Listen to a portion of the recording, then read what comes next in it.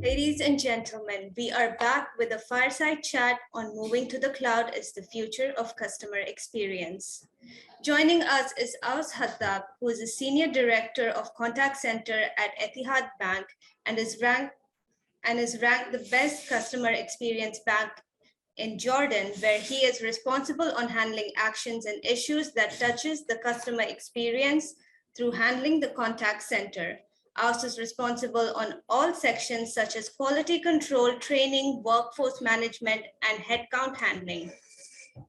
And we also have Gigi Mathew Thomas, who's the group head of IT and digital transformation at Etihad International Investment. He is the CIO of the Year awardee IT leader, contributing to robust and secure information technology environment throughout the Etihad Group and its 25 plus entities. He spearheaded Etihad to be a winner on the SAP Quality Awards UAE.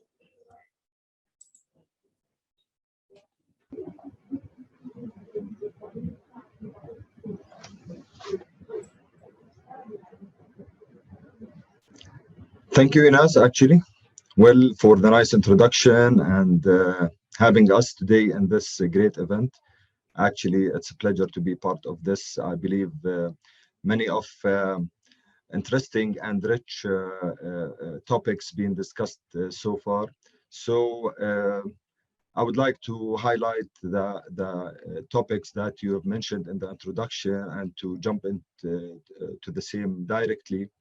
Well, AI and cloud solutions, as we all know, currently involved in our day-to-day life. It's not just something that it's nice to have anymore, because we believe that we as users, as customers, and for business leaders as well, we are dealing with this on daily basis. And for the organizations to adapt such important solutions is not a luxury thing to have anymore. Actually, it's a must to have, because you know the customers' expectations, the customer needs is different now, especially after the pandemic and fast pace and progress that's going on in our life and in our business facts currently. So having again the AI solutions and the cloud solutions that are in the market now is very important for the fields that I'm heading now. As you mentioned, I'm responsible for the contact center and the customer experience. At Bank Ittihad, we have implemented many of these AI solutions, and we have been very picky actually in choosing our solutions to be customized and to serve our needs exactly the way we see that our customers are expecting us to serve them. As you know, we have multiple type of or solutions that in the market that can serve the customers to interact with the bank, whether it was rather than for sure the calls, but definitely through the chatbot, the voice bot, and definitely the IVR, which is if we can go back to 5 or 10 years back, now we can see that the IVR interaction, which is it's something new. Now it should be from the basics.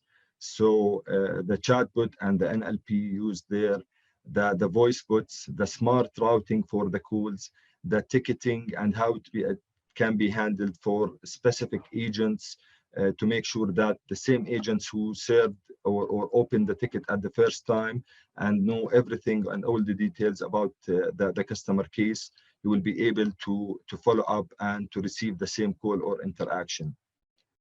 So And the cherry on top would be the analytics and for these chats and for these calls and the speeches that coming here and there. There's a lot of data that coming at all the channels. So we need to capture all these data and to analyze it in the proper way that serves our need. I believe Gigi maybe can elaborate more on the chatbot and how it can be how it actually adapted within his organization, and how they are using the chatbot to serve their customers, and enlighten us more on the same. Thank you, Aus. Thank you for the intro and the dive into the subject. So now we have opened the Pandora's box per se, right? So, unlike us and having his background on the contact center and the customer portfolio that he is having, we are on a different extreme. We are into manufacturing and healthcare, and we're into construction, contracting, all those primitive industries that we, or primitive per se, we are going through in the industrial revolution 4.0. So all these industries, and how AI has managed to creep up into all of these industrial spaces that we have.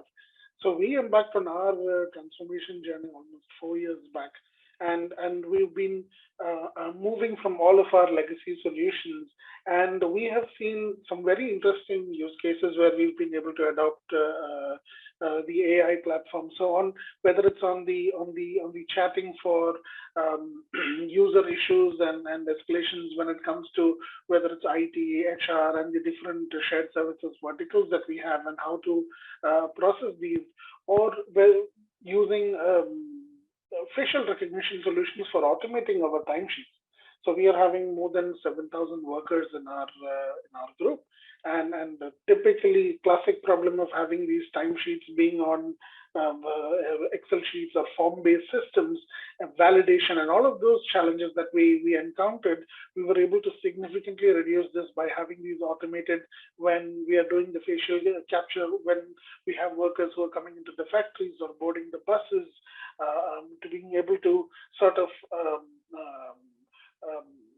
to not just log these, but also to be able to capture the changes. And we've been toying around the idea of expression handling to see if there are dissatisfied employees, and how we can sort of be proactive in responding or to reaching out to these people. We've been playing around with concepts of language processing, but more on the text front. Like I said, we have so many workers, and we wanted to open up these chat windows to them so that they can raise their queries in their own language. And we have these engines which would process that and fetch information and then translate it back into their own language and give it back to the people, for example, on leave balances or applications. These are all some very interesting use concepts we've been playing around with. We've been toying around the idea of using AI again for image recognition, but to capture a yard per se. So, or capture a warehouse, yes, the insides of a warehouse, and to identify the quick snapshot utilization of these warehouses. So based on the roles or the reels or whatever products that we are having in our different warehouses, we are able to like give 60% utilization, 70% utilization, or empty zones, which can give heads up to the forklift drivers to go and target placing his objects within those zones and lots. So some very interesting AI use case scenarios is really we are working on to see how we can take it to the next level and see how we can sort of roll these out into all of these different entities that we have. Excellent. These are some top of the items that I can discuss about. Yes, thank you, Gigi. Thank you very much. Yeah, actually, you have mentioned data, right? At the end of the day, we are all capturing tons of data. Now it's about what to do with that, right? Exactly. And you have mentioned a very important point actually for the NLP. This is something that I've faced personally, and some of the solutions that I've been dealing with, that they are not covering these the NLP right.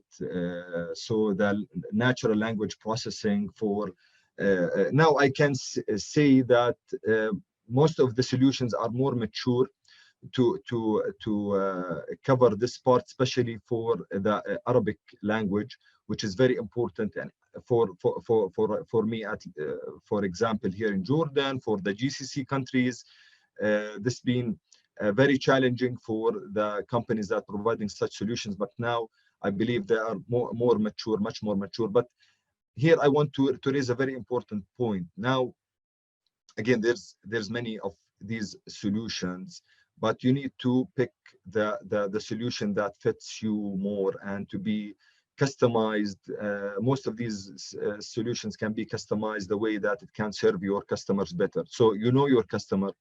The customers, again, expects you to know them and expects you to know their needs.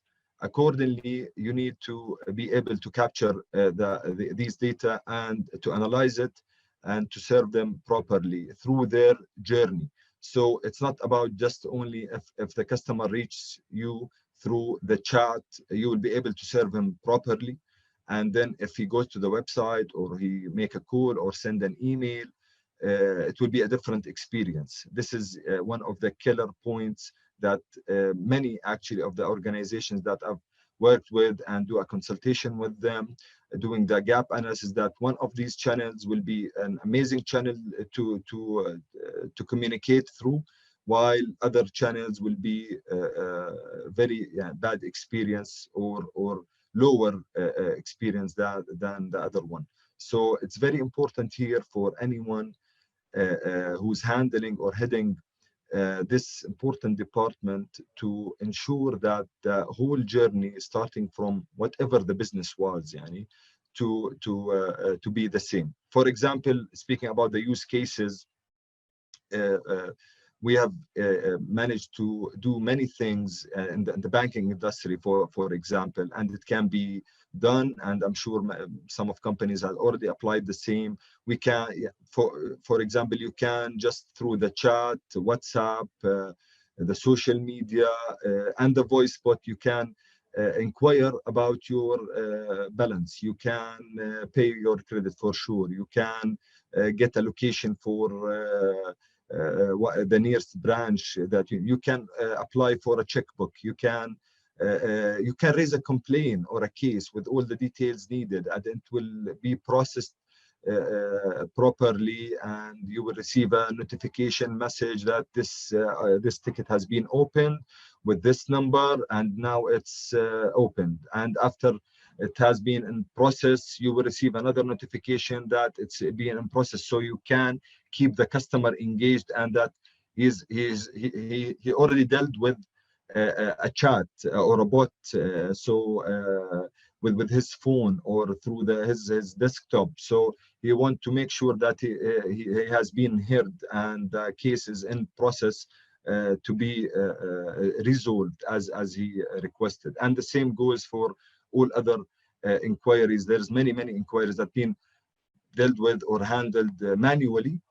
But now, and I can say proudly that more than 30% to up to 35% of the transactions that being handled manually and over the calls, now it's been digitized, and the customers can only log in and deal with the digital channels very easily. Through the bots and the voice bots, and apply for whatever, inquire for whatever they want, submit a complaint maybe for an issue, and which reduced actually the load that we have, and availed the team to do other tasks like analysis tasks, like outbound tasks, which is outbound tasks to follow up and to do a cross-selling, upselling.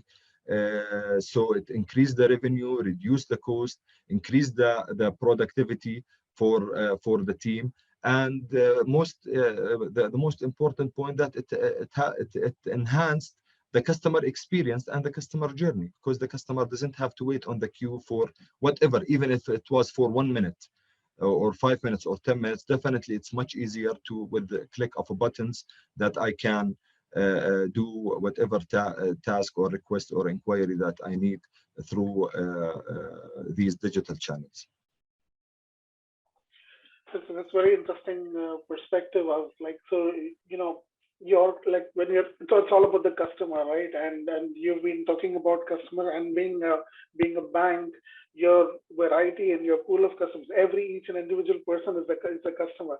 Now, when you're shifting the perspective again now to the other end of the spectrum, like for me, we are B2B, right? So all of our companies, we are B2B. We don't cater to to an end user per se. For me, it's an end customer is a business, and all of a sudden, for us, what they look of at, it's a different magnifying glass that they are looking through.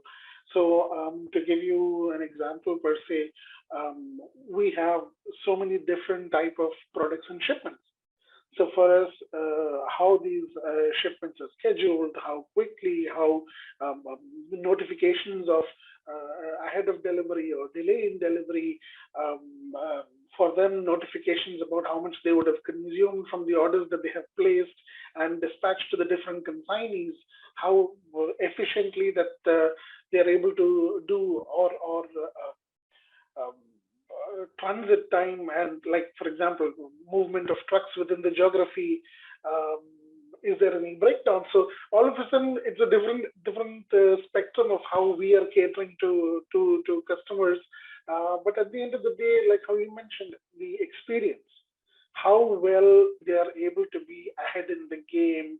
I believe it's critical for the customer, because I believe we play a part in B2B because they are typically a B2C, right? So they, at the end of the day, we are just one step before in the food chain. But at the end of the day, that makes a significant impact to be able to analyze all of this information and to have that sense of preparedness,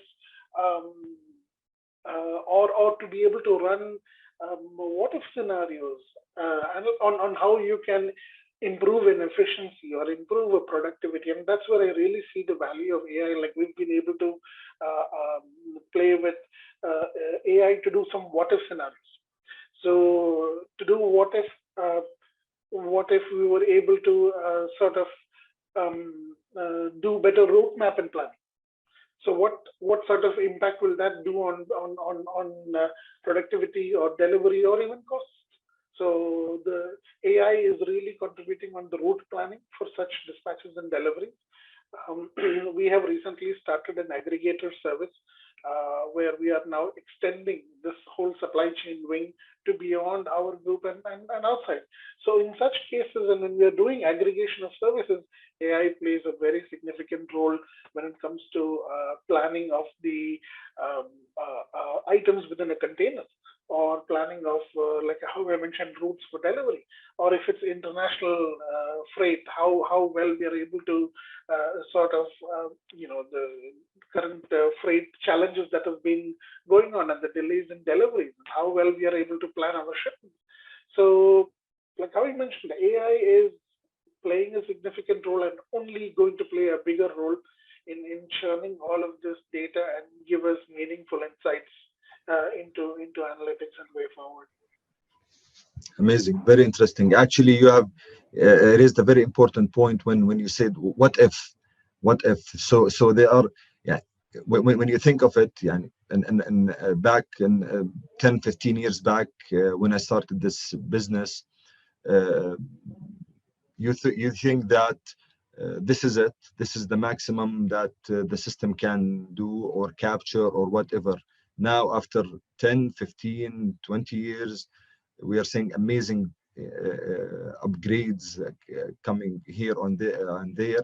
And it's challenging, by the way, for these solutions to think of all other scenarios that coming and how they can improve or enhance the current cloud solutions available, which are amazing in my opinion, because I've started this 20 years back, so I know how it was before 20 years and how it is now, and how easy we can deal with the customer or capture the data, comparing of the whole manual work that we've been doing before.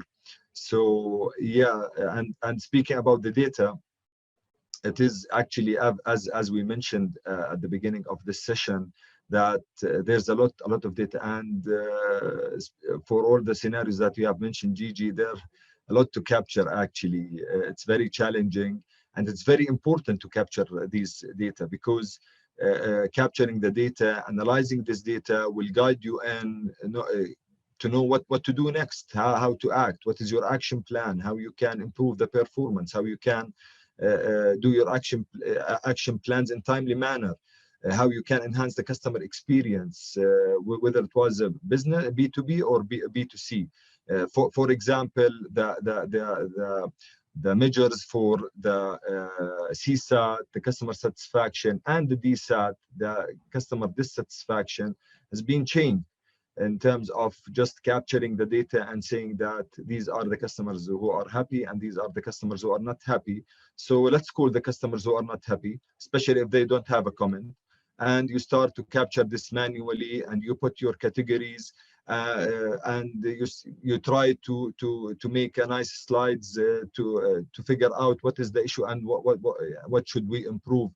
And in many cases, you go nowhere. So with the AI cloud solutions that now in the market, it's much easier to do this. And for example, we are at Bank Ittihad, we are doing an SAPT analysis, which is to analyze the dissatisfied customers, why they have scored us as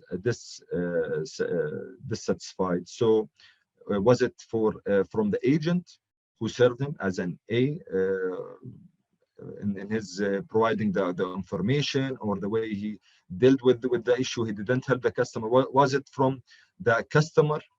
There was no reason. So or it's from the process itself, that we have a workflow, we have systems, we think that it's the best that we can serve the customer, but actually it is delaying the customer. There are some approvals that need to be granted here or there, which is a bottleneck and delaying for solving the issue or processing a simple request from the for the customer. So, or it's a technology part. So it's an SCPT analysis, which gives a very nice insights about the reasons behind the customers who are not satisfied. So it gives it drives us where we should move. Should we upgrade our technology? Should we look and redesign, remap these processes to be more easy to use for the customers, and they can be processed in a much better way? Or it's something related to the agents and the caliber that they need the training, they need coaching, they need extra efforts to be done with them, or there was no reason, or it may be marked by mistake by the customer. You know, in some cases the customer think that one is the best, the very satisfied, while it's extremely dissatisfied. So, but it gives us a nice insight. Again, this was usually done manually, and it takes not days to be analyzed and more. And you especially if you have a big chunk of calls that you are receiving on a monthly basis, while now we can just with the press of a button, we can get it daily, and on a very nice dashboard. It can be analyzed. You can see what is the issue, you can see how it enhances in this area and that area, and it gives you all the data that you need. Again, these are the tools or the solutions that can be used above all that. I mean, in such solutions like speech analytics or voice analytics, it is a very nice and very important in my opinion, but you need to build the base first. You need to have your chat properly, a very nice tool of chatbot, with the as we mentioned, the NLP, all the scenarios covered, very easy to use. You need to have your IVR, your system, a very strong system that serves you. Then you will have this layer or this addition to what you have, so you can analyze all the type of calls or the type of chats. You can know if you have a promotion that you have done, to know the feedback about this promotion. Are people happy? Are they mentioning this through their chats, through their calls? What is the feedback about this promotion or that? So you can know the feedback and the outcome of the efforts that you have done so far.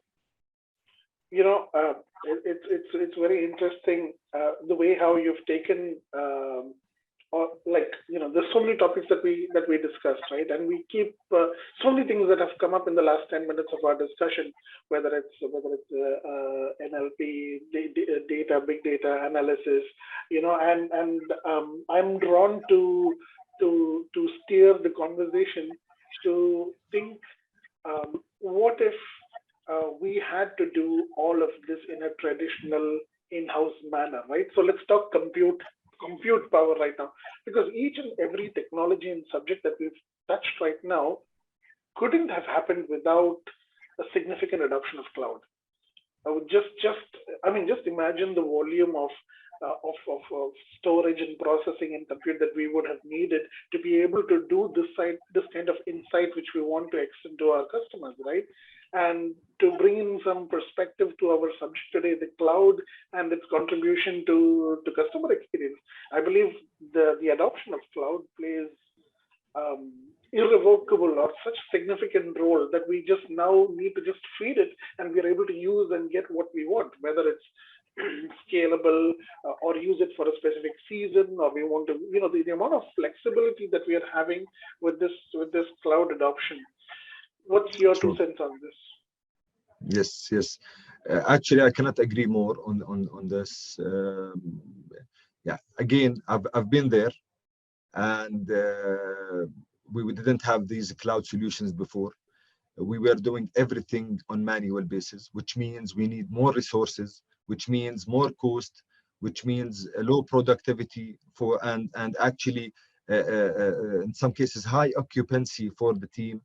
In my industry, it results in burning for the resources that you have, because you keep asking for more tasks, more manual tasks, which needs a lot of time to perform. So it definitely impacts the cost and the customer experience. You know, you need to deal with the case.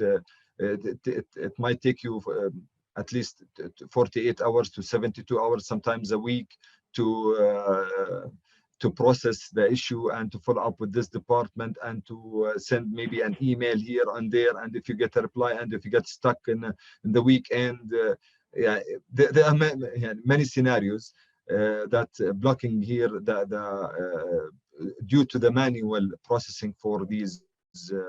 And I've been there. Now, as I mentioned, it's much easier, but the challenge is here that the customer expectations is higher. As we said at first, that the customer expectation is different.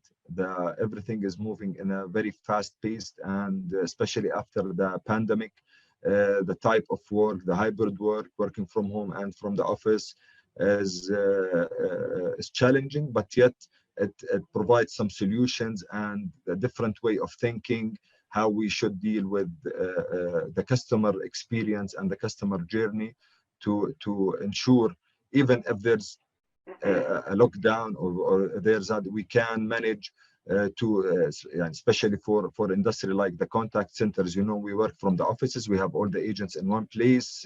So in the pandemic, it was very challenging for us to get them connected remotely from their homes and to serve the customers with zero interruptions or with no issues, and to have access to all the systems and to have the training for new joiners online.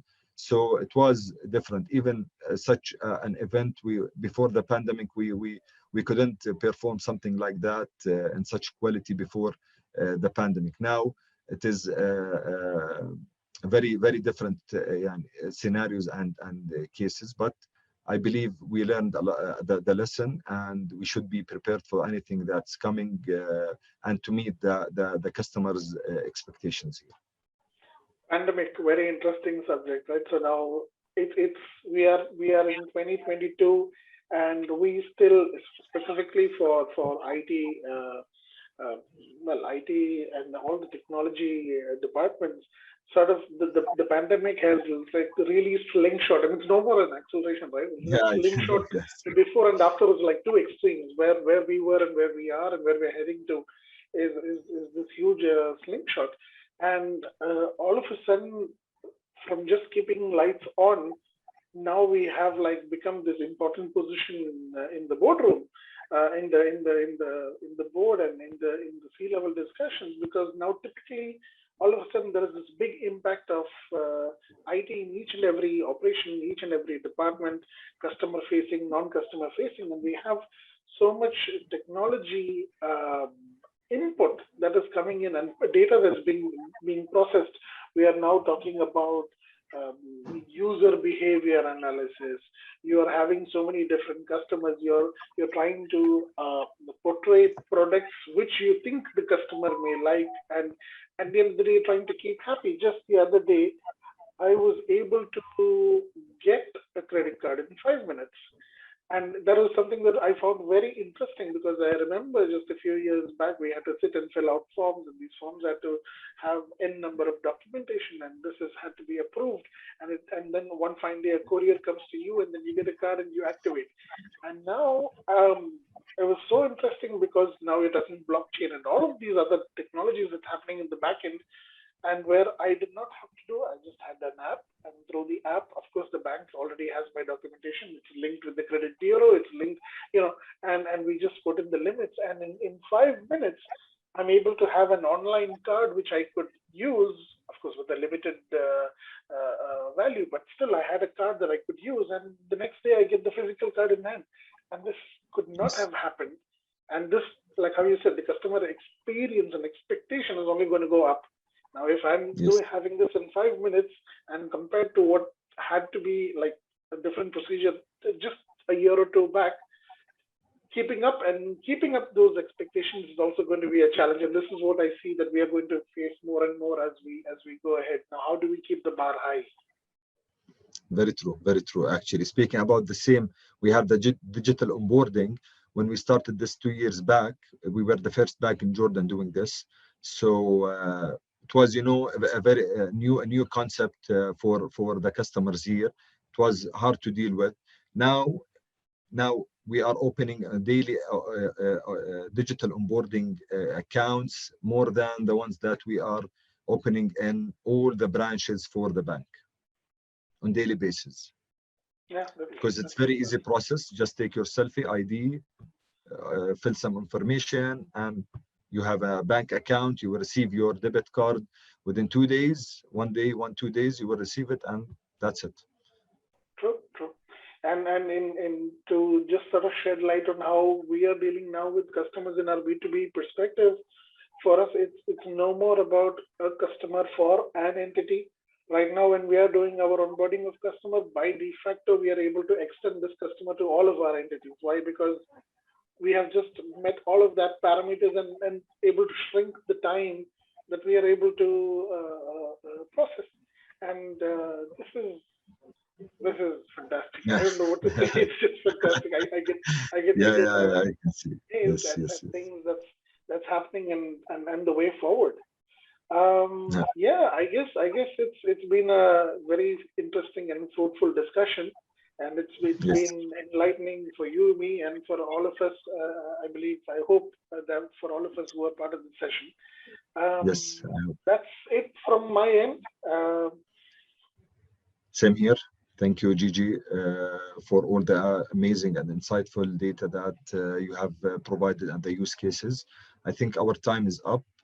So over to Ines, if there is any questions. If there's any questions, anything, yes.